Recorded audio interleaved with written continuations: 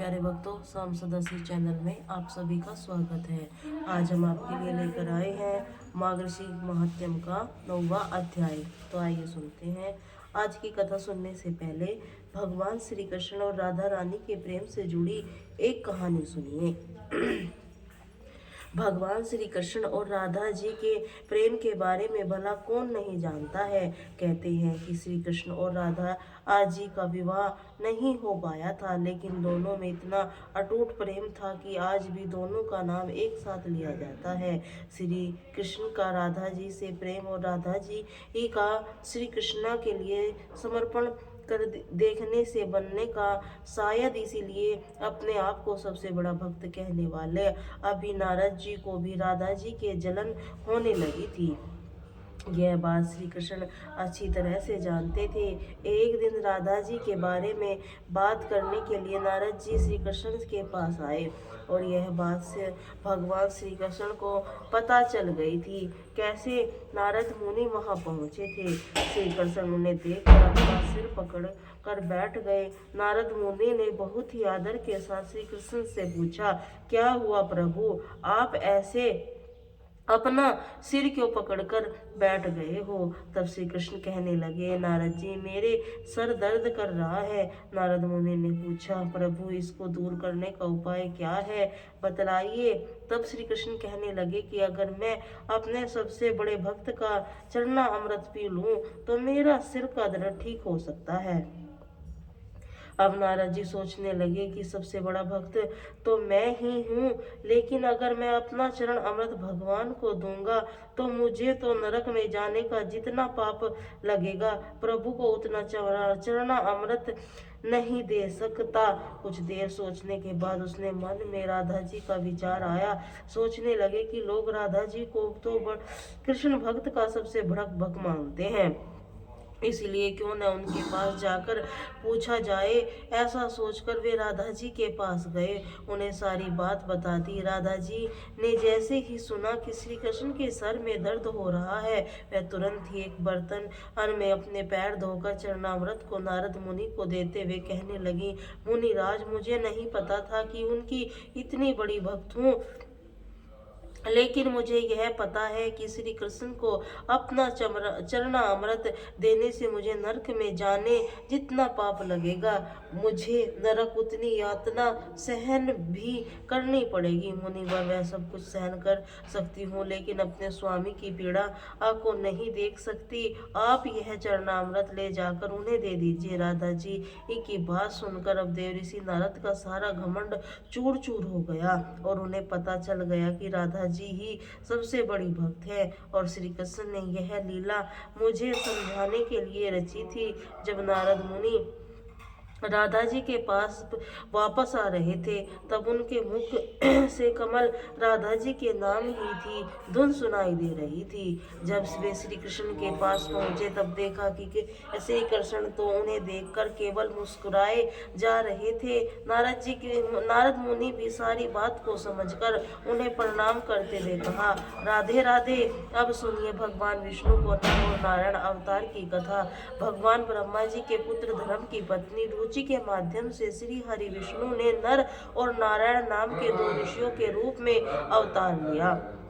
जन्म लेते ही वे बंदी वन में तपस्या करने के लिए चले गए। बद्री वन में आज भी बद्री का आश्रम बना हुआ है। वहीं पर नर नारायण नामक दो पहाड़ हैं। वहीं आपस में केदारनाथ का पवित्र शिवलिंग है, जिसे नर और नारायण से मिलकर स्थापित किया था। नर और नारायण की तपस्या से ही संसार में सुख और शांति का विस्तार हुआ है। आज भी केदारनाथ और बद्री का आश्रम में भगवान नर नारायण निरंतर तपस्या में रत रहते हैं। उन्होंने भी द्वापर में श्री कृष्ण और अर्जुन के रूप में अवतार लेकर लीला रची थी। एक बार नर और नारायण भगवान की तपस्या को देखकर देवराज इंद्र ने सोचा कि यह तप में के द्वारा मेरा इंद्रासन छीनना चाहते हैं। ऐसा सोचकर इंद्र ने उसकी तपस्या को भंग करने के लिए कामदेव वसंत अप्सराओं को भेजा। उन्होंने जाकर भगवान नर नारायण को अपनी तरह तरह की कलाओं के द्वारा तपस्या भंग करने का प्रयास किया, किंतु उनके ऊपर कामदेव उनके सहयोगी का कोई भी प्रभाव नहीं हुआ। कामदेव वसंत अप्सराएं शाप के भय से थर थर कांपने लगी और उनकी यह दशा देखकर भगवान नर और नारायण ने कहा, तुम लोग डरो मत, हम प्रेम तथा प्रसन्नता से तुम लोगों का स्वागत करते हैं। भगवान नर और नारायण की अभय देने वाली वाणी को सुनकर काम अपने सहयोगी के साथ अनंत अंजलित हुआ और उसे भगवान नर और नारायण की स्तुति करते हुए कहा, प्रभु आप निरंकार परम तत्व से बड़े बड़े आत्मज्ञानी पुरुष आपके चरण कमलों की सेवा के प्रभाव से काम विजयी हो जाते हैं। हम हमारे ऊपर आप सदैव अपनी कृपा दृष्टि बनाए रखे। हमारे आपसे यह प्रार्थना है। आप देवादिदेव श्री विष्णु हैं, आपको हमारा बारंबार प्रणाम है। कामदेव की स्तुति सुनकर भगवान नर नारायण प्रसन्न हुए। उन्होंने अपनी योग माया के द्वारा अद्भुत लीला दिखाई दी। सभी लोगों ने देखा कि सुंदर सुंदर नारियां नर और नारायण भगवान की सेवा में लीन हैं। नर और नारायण भगवान ने कहा कि तुम उन स्त्रियों में भी किसी एक को मारकर स्वर्ग ले जा सकते हो। वह स्वर्ग के लिए भूषण स्वरूप होगी। उसकी आज्ञा मानकर कामदेव ने अप्सराएं से सर्वश्रेष्ठ अप्सरा उर्वशी को लेकर स्वर्ग के लिए प्रस्थान किया। उसने फिर देव सभा में जाकर भगवान नर और नारायण की अतुलित महिमा के बारे में सबसे कहा, जिसे सुनकर देवराज इंद्र आश्चर्यचकित भयभीत हो गए। देवराज को नर और नारायण के प्रति अपनी दुर्भात्मा अपनी दुष्टात्मा तब श्री विष्णु भगवान के विग्रह रूप को स्थापना की। केदारनेश्वर ज्योतिर्लिंग व्युत्पत्ति की कथा शिव पुराण और तब आती है जब नर नारायण शिव की आराधना कर रहे होते हैं। भगवान शिव की प्रार्थना करते हुए दोनों कहते हैं कि शिव आप हमारी पूजा ग्रहण करें, और नर और नारायण की पूजा आग्रह पर भगवान शिव स्वयं पार्थिव लिंग में जाते हुए इसी तरह पार्थिव लिंग के पूजन के समय गुजरता जाता है। एक दिन भगवान शिव प्रसन्न होते हैं, नर और नारायण के सामने प्रकट होकर कहते हैं उनकी आराधना से अत्यंत प्रसन्न, इसीलिए वर मांगे। तब नर और नारायण कहते हैं, प्रभु अगर आप प्रसन्न हैं तो लोक कल्याण के लिए कुछ कीजिए। भगवान शिव कहने लगे, क्या कहना चाहते हो? तब नर और नारायण ने कहा कि जिस पार्थिव लिंग में हमने आपकी पूजा की उस लिंग आप स्वयं निवास कीजिए, ताकि आपके दर्शन मात्र से लोगों का कष्ट दूर हो सके। दोनों भाइयों में अनुरोध कर भगवान शिव आर्थिक प्रसन्न हो जाते हैं। केदारनाथ पर इस तीर्थ केदारनाथ ज्योतिर्मय रूप में निवास करने लगते हैं। इसी तरह केदारेश्वर ज्योतिर्लिंग की उत्पत्ति होती है। महाभारत के अनुसार पाप से मुक्त होने के बाद केदारनेश्वर स्थित ज्योतिर्लिंग के आसपास मंदिर का निर्माण पांडवों अपने हाथ से किया था। बाद में उसका निर्माण दोबारा शुक्राचार्य आदि ने करवाया था। इसके बाद राजा भोग ने भी यहाँ दिव्य मंदिर का निर्माण कराया था। श्री अक्षय तृतीया के दिन सुननी जाने वाली भगवान नर नारायण की कथा अब सुनिए। माघी मास महात्म का आज का अध्याय। मुनि नारायण देव ऋषि नारद कहते हैं, संपूर्ण गोलोक का दर्शन करके उन तीनों देवताओं के मन में बड़ा हर्ष हुआ। फिर राधा के प्रधान द्वारा आए उस द्वार का निर्माण उत्तम रत्नों और मणियों से हुआ। वहां पर दो देविका थी हल्दी के रंग में उत्तम मणि जिसके हीरे का मिश्रण बना हुए है, श्रेष्ठ रत्न मणि जिसके निर्मित किवाड़ उस द्वार के शुभ बढ़ाते थे। देवताओं ने देखा कि उस द्वार पर रक्षा के लिए परम उत्तम वीर भानु की नियुक्ति हुई। वे रत्नों से बने हुए सिंहासन पर बैठे हुए, पीताम्बर पहने हुए, प्रथम आभूषणों से विभूषित है, तरह तरह के चित्रों से सजा हुआ उस अद्भुत चरित्र द्वारा की रक्षा करते हुए द्वारपाल भानु के पास जाकर देवता प्रसन्न पूर्वक अपना सारा अभिप्राय निवेदन किया और द्वारपाल में निशक होकर उस देवेश्वर से कहा, हे देवगण, मैं इन समय आज्ञा के बिना आप लोगों को भीतर नहीं जाने दूंगा। ऐसा कहकर द्वारपाल ने श्री कृष्ण के स्थान पर सेवकों को भेजा और उसी आज्ञा पाकर देवताओं को आनंद जाने की अनुमति दी। उससे पूछकर तीनों देवता दूसरे उत्तम द्वार पर गए तो पहले अधिक विचित्र, सुंदर और मनोहरत था। नारद उस द्वार पर नियुक्त हुए। चंद्रभानु नामक द्वारपाल दिखाई दिए, जिनकी अवस्था किशोर की थी, शरीर की क्रांति सुंदर और श्याम थी। सोने का बेद हाथ में लेकर रमण आभूषणों से विभूषित होकर रत्नमय सिंहासन पर विराजमान थे। 5 लाख लोगों गोपों का समूह उसकी शोभा बढ़ा रहा था। उसने पूछकर देवता लोग तीसरे उत्तम द्वार पर गए, जो दूसरे से भी अधिक सुंदर, विचित्र और मणियों से तेज से प्रकाशित था। नारद वहां द्वार की रक्षा में नियुक्त हुए। भानु नामक द्वारपाल दिखाई दिए, जो कि भुजाओं से युक्त मुरलीधारी किशोर श्याम सुंदर थे। फिर उनके पूछकर देवता लोग चौथे द्वार पर गए, जो उन सभी द्वारों में विलक्षण रमणी मणियों की दिव्य दीपति से बड़ा सुस दिखाई दे रहा था। अद्भुत विचित्र रत्न समूह से जिस होने के कारण उन द्वार की सुंदरता और भी अधिक बढ़ गई थी, और उस द्वार की रक्षा करने के लिए ब्रजराज सुभानु नियुक्त थे। देवता लोग उनके मिले वे भी किशोर अवस्था के सुंदर श्रेष्ठ पुरुष के हाथ में मणि में दंड लिए हुए, रमणीय आभूषणों से विभूषित होकर रत्न सिंहासन पर बैठे हुए थे। पके हुए बिंब फल के समान लाल होठ और मंद मंद मुस्कान से वह अत्यंत मनोहर दिखाई देते थे। देवता लोग उनसे पूछकर फिर 5वें द्वार पर गए। हीरे की दीवारों पर अंकित विचित्र चित्रों से अत्यंत प्रकाशमान दिखाई देता था। वहां देव भानु नामक द्वारपाल मिले, जो कि रथम आभूषणों धारण करके ही मनोहर सिंहासन पर आसीन थे। इसी प्रकार एक एक करके 10 द्वार तक वे सभी देवतागण, फिर 11वें द्वार तक जब वे गए तो वह द्वार अत्यंत विचित्र, अद्भुत था। सुंदर चित्र अंकित थे। उस द्वार में द्वारपाल रजमान श्री दामा जी राधिका जी अपने पुत्र के समान ही मानती थी। वे पीतांबर से विभूषित और बहुमूल्य रत्नों द्वारा रचित रम्य सिंहासन पर आसीन थे। उसका रूप बड़ा मनोहर था। अपने अपने कल्पों के योग कानों में उत्तम रतन कुंड धारण करके प्रकाशित हो रहे थे। करोड़ों गोपों से घिरे हुए कारण आजाद राज से भी अधिक उनकी शोभा होती थी। फिर उनकी अनुमति लेकर देवता लोग प्रसन्नता पूर्वक भव्य द्वार पर गए, जहाँ वे बहुमूल्य रत्नों से बनी हुई बहुत सी देविका प्रकाशित हो रही थी। विचित्र द्वार सबके लिए दुर्लभ, अदृश्य होने सभी उसके द्वार के बारे में सुना नहीं था। देवताओं ने देखा कि भव्य द्वार की रक्षा सुंदरी गोपा गणे नियुक्त हुई, और वे सब की सब रूप यवन शस्त्र रक्त आभूषणों से विभूषित, पीतांबर धारणी, बंधे हुए केश कलाप के भार से सुशोभित थी।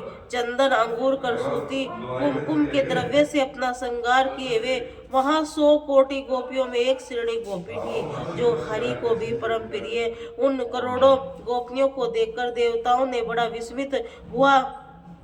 मुने सब गोपनियों की अनुमति लेकर फिर वे देवता प्रसन्नता पूर्वक हमारे द्वार पर गए। तरह क्रम से ही 3 द्वारों पर उन्होंने देखा कि अत्यंत मनोहर और गोपे गणे उनकी रक्षा कर रही थी।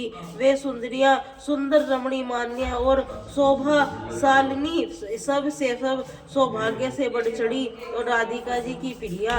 इसी प्रकार वे तीनों द्वारा स्वप्नकालीन अनुभव के समान अद्भुत, अवर्णनीय थे। उन सबको देखकर उन गोपापना की बात करके आश्चर्यचकित हुए तीनों देवेश्वर फिर 16वें मनोहर द्वार पर गए, जो कि श्री राधिका जी के अंतपुर के द्वार था। सब द्वार में प्रधान और केवल गोपने के द्वारा रक्षा के योग था। उस द्वार पर केवल गोपने की अनुमति हुई थी। राधा जी के जो 33 सम व्यक्त का सखिया थी, वे श्री द्वार पर संरक्षण करती हुई अर्थात रक्षा किया करती थी। द्वार पर खड़े हुए देवताओं के उन सब को देखा। द्वार श्रेष्ठ रतन निर्मित मणियों रत्नों की वेदिका से सुशोभित हुआ। इंद्र नील मणि से बहुत ही लंबे शोभा बढ़ा रहे थे। उनको बीचों बीच सुंदरी का रंग लाल मणियां मणियारी हुए उस द्वार की परिजात पुष्पों की माला से सजाया गया। उन्हें छूकर के बहने वाली हवा भी वहां चारों ओर सुगंध फैला रही थी।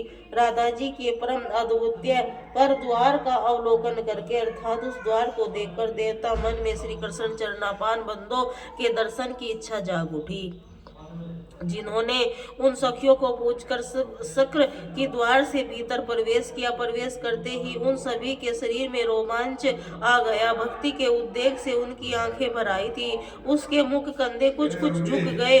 सब देवताओं ने श्री राधिका जी के उस श्रेष्ठ अंतपुर को बड़ी निकटता से देखा, एकदम पास से देखा। नारद करोड़ों रत्नम करम से अंत निर्मित पात्र वहां पर सजा कर रखे थे, जो बहुमूल्य होने के साथ ही सुंदर थे। उनके शब्द दरबार की शोभा हो रही थी। तरह तरह की वाद्य मधुर ध्वनि वहां गूंज रही थी। वीणा के स्वत रत्नों के साथ ही गोपियों का सुमूर्त संगीत सुनाई पड़ा। ऐसे अंतपुर को देखकर देवता विस्मित युक्त हो उठे।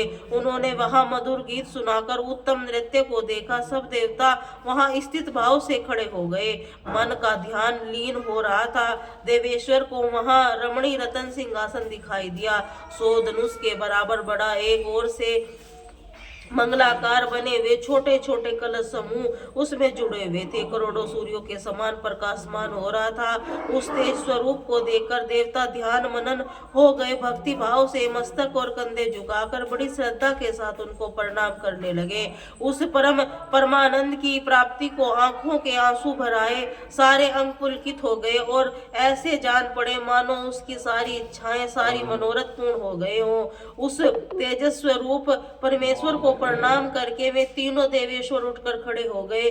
उन्हीं का ध्यान करते हुए उस तेज के सामने उस ध्यान करते करते जगत सृष्टा ब्रह्मा जी के दोनों हाथ जुड़ गए। उन्होंने शिव जी को दाहिने धर्म के बाएं किया। फिर भक्ति के उद्वेग से अपने मन को ध्यान मनन करके उन आत्मतर गुणात्मक परमात्मा जगदीश्वर की कृष्ण की स्तुति करने लगे। ब्रह्मा जी बोले, जो वर वैराग्य वरदम संपूर्ण प्राणियों की उत्पत्ति का कारण उस तेज स्वरूप परमात्मा को नमस्कार करता हूँ, जो मंगलाकारी मंगल के योग मंगलदायक समस्त मंगलों के आधार से उस तेजोमय परमात्मा को नमस्कार करता हूँ।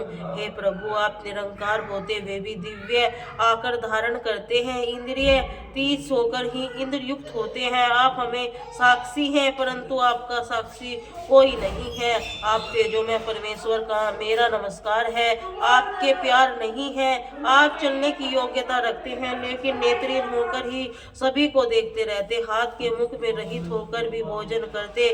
आप तेजोमय परमात्मा से मेरा नमस्कार। विद्यमान पुरुषों उसी का वर्णन कर सकते हैं। वेदों में जो वस्तु निरम रूपी होती है, जिसका भी निरूपण नहीं हो सकता, आपने इस तेजोमय स्वरूप को नमस्कार करता हूँ। परमेश्वर, आपको परम सुंदर कामनीय किशोर रूप के मंत्रों का ध्यान अनुरूप आप सभी के हमें दर्शन कराए, जिसके अंकृति निर्तम जल धारण श्याम है, पीताम्बर धारी परम सुंदर, जिसके भुजाओं हाथों में मुरली, मुख पर मंद मंद मुस्कान जो अत्यंत मनोहर है, माथे पर मोर पंख मुकुट धारण करता है, मालती पुष्प समूह जिसका श्रृंगार किया गया है, जो चंदन अरूर कस्तूरी केसर और अग्र राग से चर्चित है, बहुमूल्य रत्नों से सार तत्व से निर्मित आभरणों से विभूषित और बहुमूल्य रत्नों से बने हुए किरीट मुकुट, जिसके मस्तक को उद्धार करते हैं, जिसका मुख चंदन सरल काल की पर फूल कमलों की शोभा को भी चुरा लेता हो,